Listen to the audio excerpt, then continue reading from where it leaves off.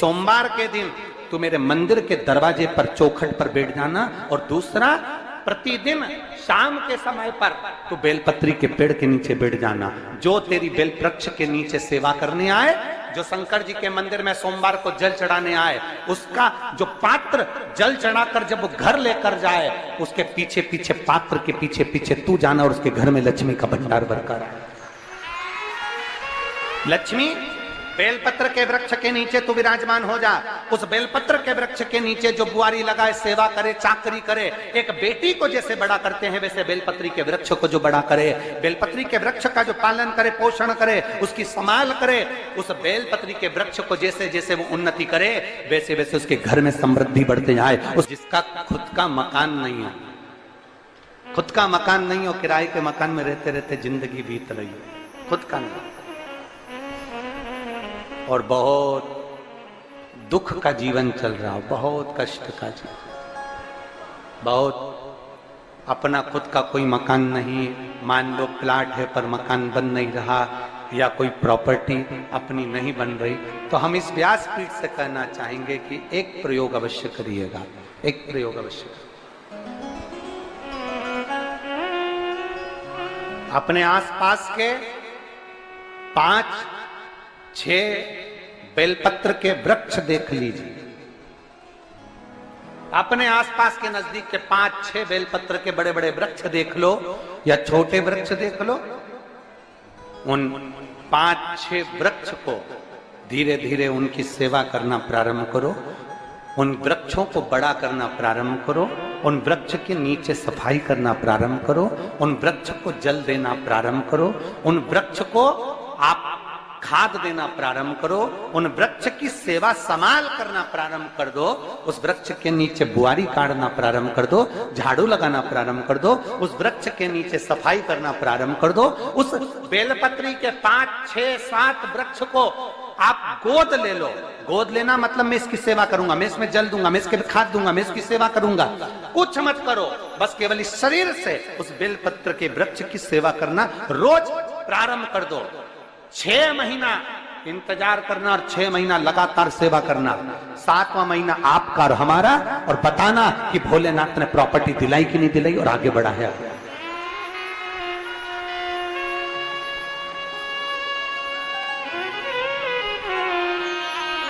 एक बेलपत्र का वृक्ष जिसके नीचे माता लक्ष्मी विराजमान होती है, एक बेलपत्र के वृक्ष के नीचे लक्ष्मी रहती है। दुनिया के लोग कहते हैं लक्ष्मी जी का दिन कौन सा है, बोलो जम के जल्दी से। शुक्रवार। दुनिया के लोग कहते हैं लक्ष्मी जी का दिन शुक्रवार है, पर माता लक्ष्मी से पूछा जाए कि तुम्हारी माता ख्याति देवी नारायण भगवान के साथ तुम्हारी शादी नहीं कर रही थी, शंकर को लक्ष्मी दे रही थी, तब तुमने भगवान शंकर से विनती करी, भोले बाबा मैं नारायण से प्रेम करती हूँ, भगवान नारायण से मेरा विवाह हो। तो माता ख्याति देवी से शंकर भगवान ने विनय कर कर कहा कि लक्ष्मी जी का विवाह नारायण के साथ कर दिया जाए। भगवान नारायण के साथ जब लक्ष्मी जी का विवाह हो गया, तब लक्ष्मी जी हाथ जोड़कर बोलती हैं, बाबा मेरा विवाह नारायण के साथ हो गया, पर मैं आपके चरणों की सेवा करना चाहती हूँ, बाबा आप कृपा करिए कि मैं क्या करूं आपके लिए। शंकर भगवान कहते हैं, लक्ष्मी बस 2 चीजें कर दे, एक सोमवार के दिन तू मेरे मंदिर के दरवाजे पर चौखट पर बैठ जाना, और दूसरा प्रतिदिन शाम के समय पर तू बेलपत्री के पेड़ के नीचे बैठ जाना। जो तेरी बेल वृक्ष के नीचे सेवा करने आए, जो शंकर जी के मंदिर में सोमवार को जल चढ़ाने आए, उसका जो पात्र जल चढ़ाकर जब वो घर लेकर जाए, उसके पीछे पीछे, पात्र के पीछे पीछे तू जाना और उसके घर में लक्ष्मी का भंडार भरकर आए। लक्ष्मी बेलपत्र के वृक्ष के नीचे तू विराजमान हो जा। उस बेलपत्र के वृक्ष के नीचे जो बुआरी लगाए, सेवा करे, चाकरी करे, एक बेटी को जैसे बड़ा करते हैं वैसे बेलपत्री के वृक्ष को जो बड़ा करे, बेलपत्री के वृक्ष का जो पालन करे, पोषण करे, उसकी संभाल करे, उस बेलपत्री के वृक्ष को जैसे जैसे वो उन्नति करे, वैसे वैसे उसके घर में समृद्धि बढ़ते जाए, उसके घर में वैभव बढ़ते जाए। ये शंकर भगवान माता लक्ष्मी से करे, भगवान शिव माता लक्ष्मी से करे। तो भस्म, अगर शिव के मंदिर में भस्म मिल जाए, शंकर पर चढ़ी हुई भस्म अगर मिल जाए तो, और अगर भस्म ना मिले ना, तो शंकर के जो शंकर भगवान का जो शिवलिंग है, शिवलिंग के आसपास में जो जलाधारी है, यहाँ अगर भस्म ना मिले तो इस जलाधारी पर अपना हाथ स्पर्श कर कर अपने तन पर उसको लगाकर जरूर आओ। भस्म एक शंकर पर चढ़ा हुआ जल, दूसरे नंबर पर है शंकर पर चढ़ी हुई भस्म। ये दो स्पर्श जरूर, स्पर्श। एक भस्म का एक बड़ा सुंदर चरित्र आता है। दूसरा, जिस भूमि पर बैठकर कथा सुनो उसकी रज को अपने मस्तक पर थोड़ा सा लगाकर अवश्य जाओ, तो जीवन का एक आनंद है। और शंकर के मंदिर में जाओ तो दो चीजें अवश्य लेकर आओ। पहला, शंकर जी पे चढ़ा हुआ, जम के बोलो, जल अवश्य लेकर आओ। क्योंकि जब तुम जल लेकर आते हो, पात्र लेकर आते हो, तो मेरा महादेव लक्ष्मी जी को तुम्हारे पीछे पीछे तुम्हारे घर तक भेज देगा। चढ़ी हुई बेलपत्र मत खाओ, लोग कहेंगे शंकर पर चढ़ा हुआ ये मत खाओ। हम इस व्यासपीठ से निवेदन करना चाहेंगे कि आप अगर दिल रखकर अपने बाबा से कहोगे ना, तो बाबा पर चढ़ा हुआ जो जल है ना, वो जल साधारण नहीं रहता। मेरा भोलेनाथ जब दुनिया को अमृत देता है तो तुमको भी अमृत दे देता है। दो चीजें कभी मत छोड़ो। अगर मंदिर में गए हो तो दो चीजें कभी मत छोड़ो। कथा में गए हो तो दो चीजें कभी मत छोड़ो। एक, कथा श्रवण करना। दूसरा, जहां कथा बैठकर सुनते हैं वहां की रज को अपने मस्तक पर लगाना। कथा सुनने के बाद आप यहां से जाओ, भले दरी बिछी है, आसन बिछा है, कारपेट बिछा है, उस पर अपना हाथ फेर कर उस रज को अपने मस्तक पर जरूर लगाओ। क्योंकि शिव पुराण में, भागवत पुराण में, स्कंद पुराण में, कुर्म पुराण में, नर्मदा पुराण में, लिंग पुराण में, नारद पुराण में, ब्रह्म वैवर्त पुराण में, जितनी भी पुराणे हैं, सब पुराणों में लिखा है कि जिस स्थान पर बैठकर हम भगवान की कथा को सुनते हैं, उनको याद करते हैं, जितनी देर हम उनको याद करते हैं उतनी देर वो परमात्मा उस स्थान पर बैठा हुआ रहता है। हाथ रखकर बोलना, शंकर भगवान से तुम्हारा रिश्ता कौन सा? शिव जी से आपका कौन सा रिश्ता?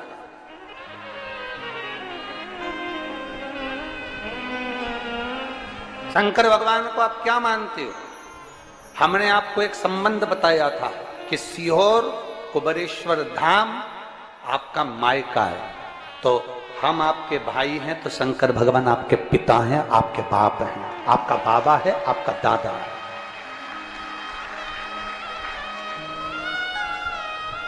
अब आपसे हम प्रश्न करें, उत्तर मेरी कुरुत की बहनें भी देंगी और मेरे जीजा उन भी देंगे और मेरी बेटियां और मेरे बेटे देंगे उत्तर।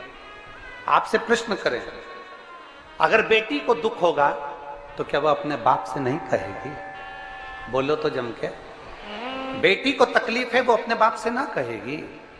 बेटे को तकलीफ है तो वो अपने पिता से, अपनी मां से नहीं कहेगा, मम्मी मुझे ये तकलीफ है, पापा मुझे ये दुख है, मां मुझे ये तकलीफ है, पिताजी मुझे ये कष्ट है। क्या वो अपने माँ बाप से नहीं कहेंगे? क्या वो अपने माँ बाप से विनय नहीं करेंगे? और माँ, पिता, फिर उसके करीब में, उसके नजदीक में जो भी होता है वो माँ बाप निकाल कर उसको दे देते हैं, माता पिता उसको दे देते हैं।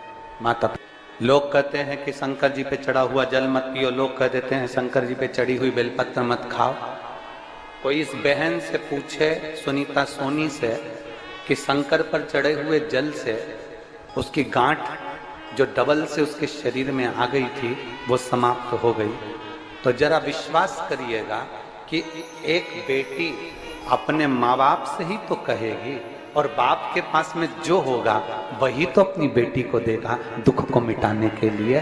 तो मेरे शंकर भगवान के पास तो उसका चढ़ा हुआ जल है। दूसरा, जिस भूमि पर बैठकर कथा सुनो उसकी रज को अपने मस्तक पर थोड़ा सा लगाकर अवश्य जाओ, तो जीवन का एक आनंद है। और शंकर के मंदिर में जाओ तो दो चीजें अवश्य लेकर आओ।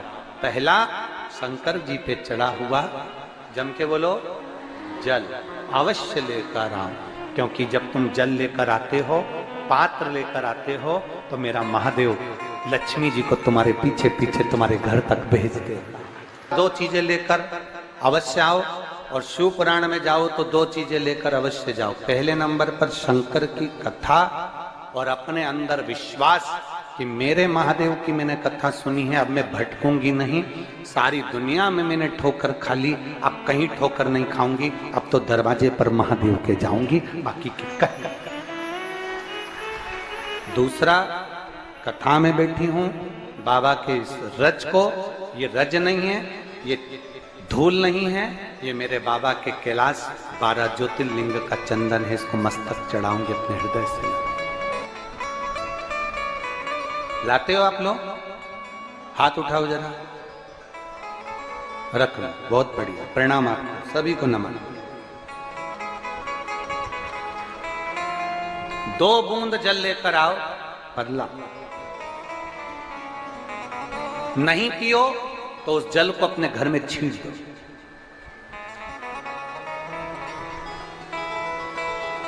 नहीं पी सकते, उस जल को छींट दो।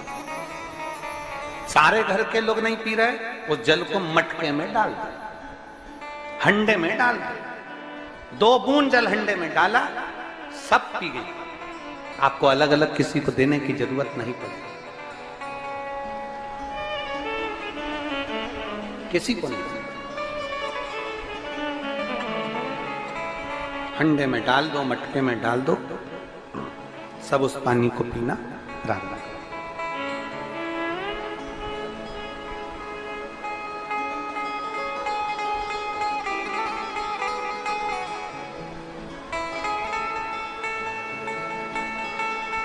उस जल के महत्व को जो बच्चों का दर्द नहीं देख सकते, जब माता पिता अपने बच्चों का दर्द नहीं देख सकते, तो देव अधिदेव महादेव तुम्हारा दर्द कैसे देखेंगे? वो भी तो काटेंगे तुमको, वो भी तो कष्ट मिटाएंगे। 2 चीजें कथा में जाकर ले। एक, जहां जगह मिल जाए वहां बैठकर कथा सुनो। धूप लगे, पंडालों की इतनी व्यवस्था नहीं हो पाती है, पंडाल लगाने वाले, टेंट लगाने वाले टेंट लगा लगा के थक जाते हैं, तो अपने साथ एक छाता लेकर चलो। 2 पानी की जम के बोलो जरा, बोतल, बिछाने की दरी अपने साथ लेकर चलो। लोगों ने उमा महेश की कथा अपने जीवन में धारण करी कि नहीं करी वो हमको नहीं स्मरण है, पर एक बात का स्मरण करिएगा, ये जो कथा चल रही है ये गौरी शंकर चल रही है। इसके बाद में जो अमलेश्वर में कथा है वो कौन सी है? समर्पण शिव महापुराण कथा।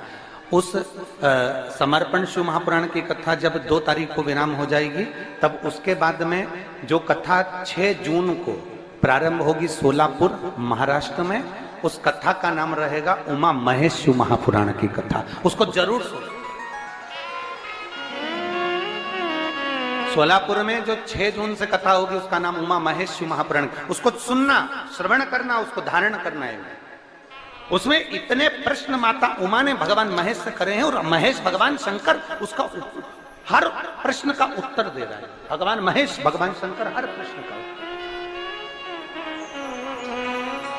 बाबा बोले माता उमा ने भगवान शिव जी से, महेश भगवान से, भगवान शंकर से करेंगे, बाबा भोलेनाथ जी बताओ, संसार में जन्म लेने वाले व्यक्ति के जीवन में उसके भाग्य में अगर सुख नहीं है, उसके भाग्य में खुशियां नहीं है, उसके भाग्य में कोई अच्छा है ही नहीं, तो वो जीव क्या करेगा? वो जीव क्या करेगा?